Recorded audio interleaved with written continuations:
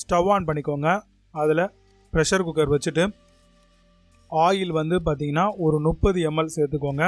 இதில் வந்து நம்ம நெய் ஒரு 2 ஸ்பூன் அளவுக்கு சேர்த்துக்கலாம். இப்போ நீங்கள் பார்க்கக்கூடிய மசாலா பாஸ் பண்ணி பார்த்துக்கோங்க. அது எல்லாத்தையும் சேர்த்துக்கோங்க. ஒரு 30 செகண்ட்ஸ் மட்டும் லைட்டாக பொரிஞ்சு வரட்டுன்னு வெயிட் பண்ணுங்கள். அதுக்கப்புறம் ஒரு 3 வெங்காயம் நல்லா நீட்டு வாக்கில் நறுக்கி இருக்கும். அது எல்லாத்தையுமே நம்ம அந்த மசாலாவோடவே சேர்த்து நல்லா வதக்கலாம். எந்த அளவுக்கு ஆனியன் ப்ரௌனாக வருதோ அந்தளவுக்கு நல்லாயிருக்கும். இப்போ 3 பச்சை மிளகா காரத்துக்காக சேர்த்துருக்கோங்க. எல்லாத்தையும் நல்லா வதக்கி விட்டுட்டு இப்போ ஒரு கை நிறைய இஞ்சி பூண்டு பேஸ்ட் நம்ம சேர்த்துக்கலாம். சேர்த்துட்டு அதையும் நல்லா வதங்கட்டும்னு வெயிட் பண்ணலாம். இப்போ ஒரு கை நிறைய நம்ம புதினா இலைகளையும் கொத்தமல்லியையும் சேர்த்துக்கலாம். சேர்த்துட்டு அது கூடயே நல்லா வதக்குங்க.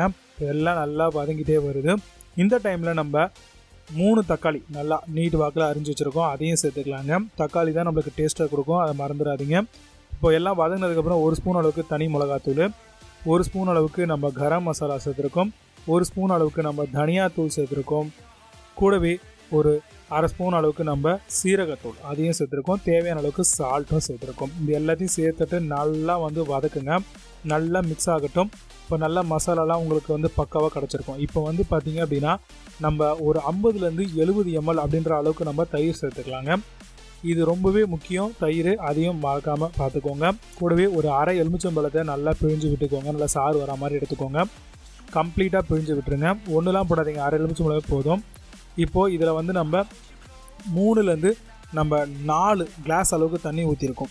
ஓகேங்களா? அரிசியிலேருந்து அதிகமாக நம்ம தண்ணி எடுத்திருக்கோம். இப்போ நம்ம அரிசி வந்து ஆட் பண்ணிக்கலாம். பாஸ்மதி ரைஸ் வந்து நல்லா ஊற வச்சு வச்சுருந்தோம். அதையும் வந்து நல்லா இதில் ஆட் பண்ணிக்கலாங்க. எந்தளவுக்கு பாஸ்மதி ரைஸ் ஊறி இருக்கோ அந்தளவுக்கு நல்லா சீக்கிரமாக குக் ஆகி வரும். இப்போ எல்லாத்தையும் நல்லா ஒரு மிக்ஸ் கொடுத்துடலாம். நல்லா கம்ப்ளீட்டாக மசாலாவோட ரைஸ் எல்லாமே மிக்ஸ்அப் ஆகட்டும். இப்போ நல்லா கொதி வரட்டுன்னு வெயிட் பண்ணுங்கள். கொதி வந்தோடனே கொஞ்சமாக கொத்தமல்லி நம்ம மேலே அப்படியே போட்டுட்டு நம்ம இப்போது ப்ரெஷர் குக்கரை மூடி விசில் போட்டுடலாம். இப்போ உங்களுக்கு ஆல்மோஸ்ட் பக்காவாக வந்து உங்களுக்கு வந்து பார்த்திங்கன்னா ரெடி ஆகிற ஸ்டேஜ். இப்போ விசில் வருது.